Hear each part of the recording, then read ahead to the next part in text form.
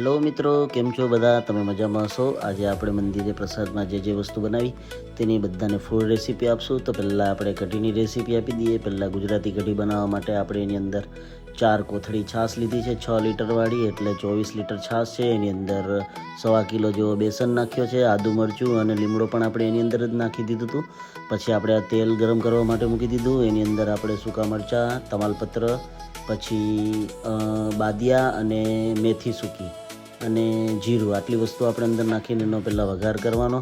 પછી એની અંદર આપણે જે છાશનું મિક્સર કર્યું હતું, ચણાના લોટનો ગોળ જે બેસનવાળો, એ અંદર મિક્સ કરીને પછી એ છાશ કઢીને આપણે ઉકળવા દેવાની છે. ત્યાં સુધીમાં આપણે બાજુમાં બીજા ભાત બનાવી લઈએ. ભાત માટે આપણે પહેલાં 16 કિલો ભાત લીધા છે. આજે 400 માણસની ટોટલ રસોઈ છે. એના માટે ભાતની ગરમ પાણી ઉકળી જાય પછી એની અંદર ભાત નાખીને જ્યાં સુધી દાણા બફાઈ ન જાય પૂરેપૂરા ત્યાં સુધી એને આપણે ચડવા દેવાના. અને પછી જ્યારે ભાત બફાઈ જાય ત્યારે એને આપણે આવી રીતે થોડુંક તેલ અંદર, એના પહેલાં થોડું તેલ નાખીને પછી આપણે એને આવી રીતે બહાર કાઢી લેવાના.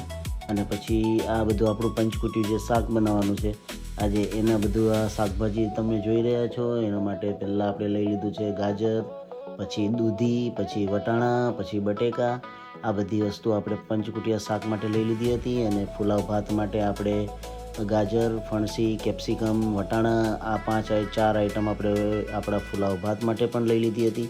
પછી પૂરીનો લોટ બહેનોએ બધાએ બાંધી દીધો હતો. અને આપણે આ શાક પહેલાં તળી લીધેલું છે. 3 વસ્તુ, ગાજર, કેપ્સિકમ અને આપણી દૂધી, આટલી વસ્તુ તળાઈ જાય પછી આપણે બીજી શાકનો, જ્યારે આ બટેકા શાક માટે સુધારાઈ રહ્યા છે, પછી જ્યારે શાકનો વઘાર કરશું ત્યારે શાકની રેસીપી આપશું. અત્યારે આપણે પહેલાં પુલાવ ભાતની રેસીપી જોઈ લઈએ. પહેલાં તેલ ગરમ કરીને એની અંદર ખાલી જીરાનો વઘાર કરવાનો છે.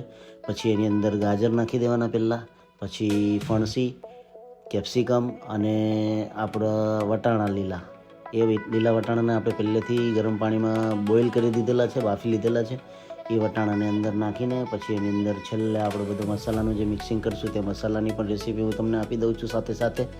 એની અંદર આપણે આ વખતે પંજાબી બધી ગ્રેવીના મસાલા થોડાક મિક્સ કરેલા હતા એ મસાલાની અંદર. પછી થોડું આમચૂર પાવડર, થોડીક અંદર ધાણા જીરું, થોડું લાલ મરચું, થોડું આદુ મરચાંની થોડી પેસ્ટ અને થોડી હળદર આપણે આ ભાતમાં નથી નાખી. આ વખતે આપણે ભાત લાલ થોડા કલરના, વ્હાઈટ અને રેડ કલરના બનાવશું. અને પછી થોડી કોબીજ પણ આપણે ભાતમાં નાખી દીધેલી હતી. અને આ તરફ બેનો પૂરીનો લોટ બંધાઈ ગયો હતો તો પછી બેનોએ પૂરી પણ તરવાની ચાલુ કરી દીધેલી છે. આ આપણું મસાલાનું મિક્સિંગ છે. એની અંદર આપણે ચીલી ફ્લેક્સ, પછી લાલ મરચું, પછી ધાણા જીરું, પછી આમચૂર પાવડર, પછી પંજાબી થોડાક મસાલા, પછી આપણો ભાતનો મસાલો, આપણે વેજીટેબલ બિરયાનીનો મસાલો આવે આ બધા મસાલા અંદર મિક્સ કરેલા છે. થોડુંક મીઠું મિક્સ કરેલું છે અને થોડું મીઠું આપણે આ ભાતની ઉપર છાંટી દીધું હતું. થોડો આમચૂર પાવડર પણ આપણે આ ભાતની ઉપર છાંટી લીધેલો હતો. અને થોડી સુગર નોર્મલ એવી ટેસ્ટને બેલેન્સ કરવા માટે આપણે ભાતની ઉપર થોડીક છાંટી દીધી હતી. અને જે આપણે મિક્સ વેજીટેબલવાળો જે વઘાર કર્યો હતો તેમાં આપણે ખાલી સોલ્ટ અને નોર્મલ ખાંડ અને બીજા જે મસાલા મેં તમને આગળ જણાવ્યા એટલા મસાલા આપણે એની અંદર નાખ્યા હતા. અને પછી છેલ્લે આપણે આવી રીતે ધાણા ભભરાવીને આપણા ભાતની રેસીપી આપણી કમ્પ્લીટ થઈ ગઈ છે પૂરી.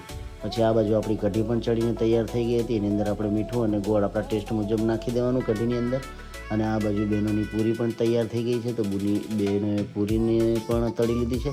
આ પૂરીની અને એ બધાની ફૂલ રેસીપી આપણે આગળના બીજા વિડીયોમાં આપેલી છે યુટ્યુબ ઉપર આપણી સાત્વિક વાઇબ ચેનલમાં. હવેથી આપણી રેસીપીના બધા જ વિડીયો ભ્રમરસ ચેનલ છે આપણી, એની અંદર આવશે.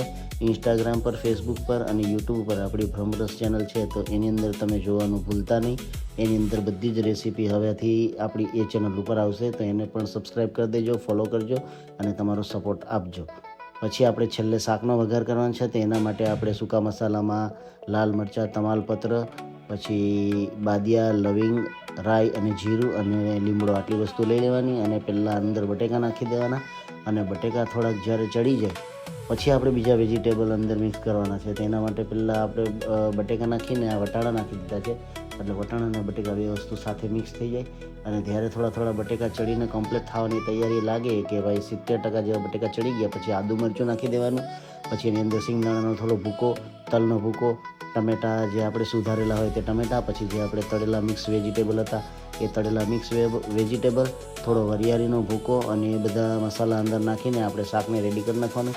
આ બાજુ આપણા ભાત પણ મિક્સિંગ થઈ ગયા છે. આપણે જે ભાતનો વઘાર કરેલો હતો, જે આપણો પુલાવ રાઈસનો, એ પણ તૈયાર થઈ ગયો છે. અહીંયા શાક પણ રેડી થવાની તૈયારી છે. લાલ મરચું, હળદર, ધાણા જીરું બધું તમારે તમારા હિસાબે, તમારા ટેસ્ટ મુજબ તમારે નાખવાનું. તમે ઘરે જે પ્રમાણે નાખતા એ પ્રમાણે.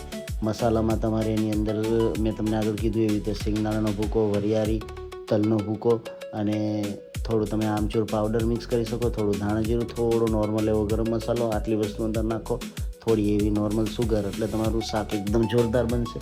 તો મિત્રો તમે જોઈ રહ્યા છો બધા લોકો ભગવાનનો પ્રસાદ લઈ રહ્યા છે અને પ્રસાદ ભગવાનનો ખૂબ જ સરસ બન્યો હતો અને બધા ભક્તોએ ખૂબ જ ભાવપૂર્વક એનું ગ્રહણ કર્યું હતું. તો આજે આપણો વ્લોગ અહીંયા આપણે પૂરો કરશું. બધાને જય સ્વામિનારાયણ.